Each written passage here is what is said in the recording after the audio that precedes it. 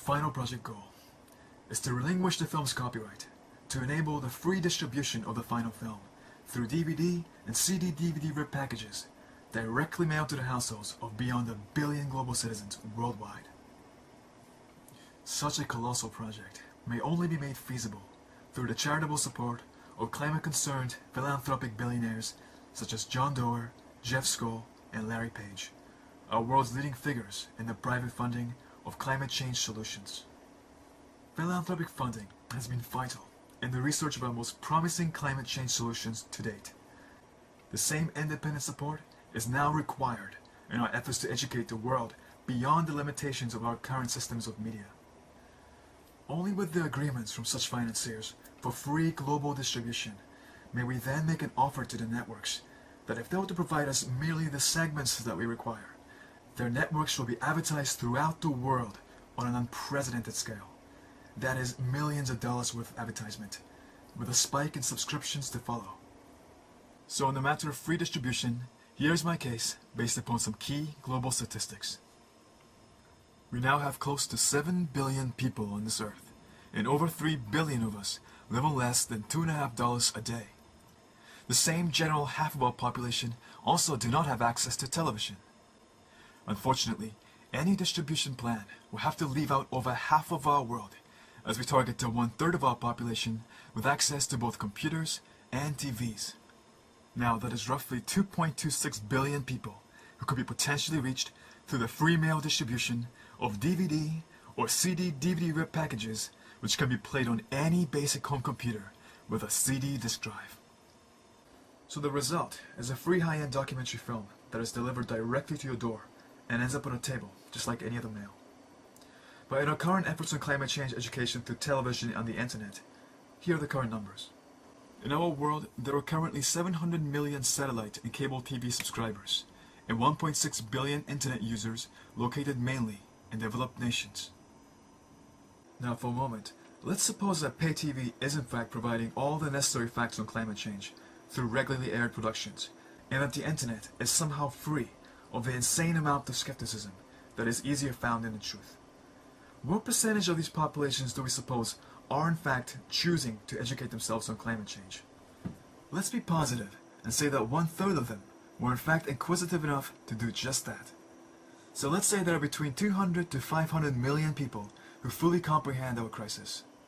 That leaves roughly 2 billion citizens whose opinions on climate change are mainly based upon their local news and popular rumor. With rare exceptions, such as the British BBC, public broadcasters are not exactly champion educators when it comes to climate change. The 2 billion citizens I speak of are our neighbors, family members, and friends, and with their sheer numbers, they naturally control our societal mood as to how this entire issue is commonly perceived. Now imagine what could happen to a societal mood if 2 billion citizens were to receive a comprehensive education on climate change. That is likely 10 times the current number of the aware. With a charity agenda for financial support from the right philanthropic individuals, this vision could become a reality as early as 2011. Imagine a free film of a blockbuster grade, with breathtaking visuals, starring celebrated actors, reportedly delivered to hundreds of millions of people worldwide. The entire media is buzzing with talk.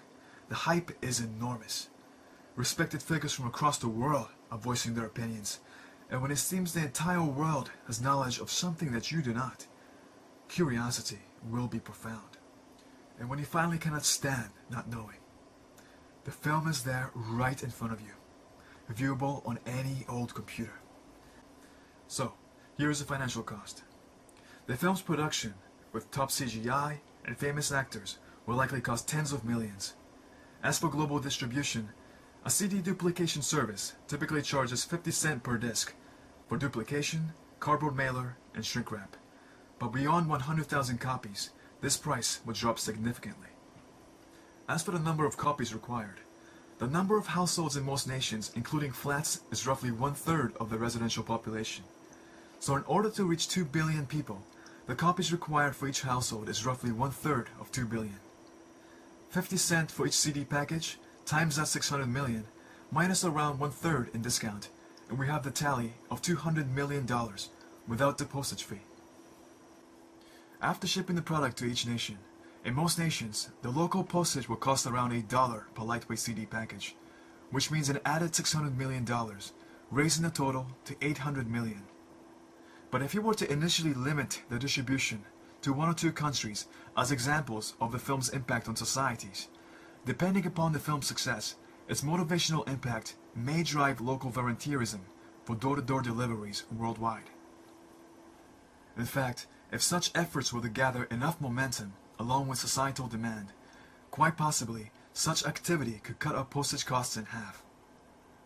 So, this is a $500 million project. $500 million to save our world. It is either this, or we continue to rely upon our 300 million or so informed public to be the drivers of all the changes that this world requires, without a global consensus, within the timescale of less than a decade. We can only speculate as to how our societies will react to having billions of extra citizens made simultaneously aware of our most critical facts of reality through an identical source. With safety in great numbers comes a sense of unity, support, and most importantly, the confidence to take action. Join a movement, buy a green product, don't buy anything at all, while knowing that now most people understand. Like the success of the films Braveheart and The Last Samurai, films which powerfully altered the feelings of entire nations, this project could have an equivalent impact on a global scale, shifting the minorities into the majorities, making it impossible for people to dissolve back into the untouched mentality of the predominant public. When the majority becomes the inspired, the world will shift. But in order for our major climate solutions to be enacted, there are endless major legal issues to be dealt with in regards to laws and regulations which could threaten the short-term interests of many of our largest corporations, our world's energy and food conglomerates that have more wealth than our governments. Today, there are countless world-changing projects that are just waiting to be enacted, such as carbon labeling, sustainable farming, competitive commercial-scale solar farms, paid rainforest protection, sustainable ethanol, geoengineering through plankton growth, cloud seeding, carbon air capture. You name it, the list is long. But none of these plans will be possible without decades of grueling legal battles between the public and the major corporations. We have all heard the tragic tales when the noble causes of the people are utterly crushed by the corporate influence. Tales of futility and defeat inside of our courtrooms as well as in the public arena through clever public relations. We don't have to turn all of us into activists.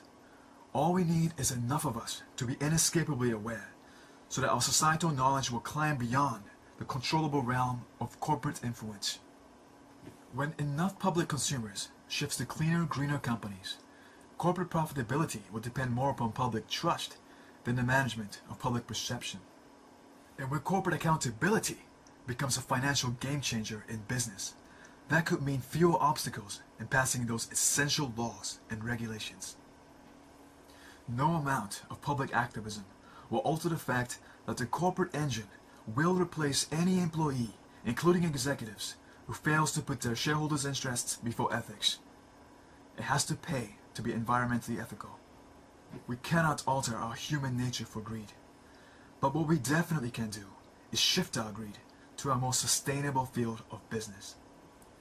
To everyone I have directly contacted by email, a simple email endorsement expressing your personal agreement to this project is all that I ask, so that I may have something more to present than just my own words to convince our potential financiers.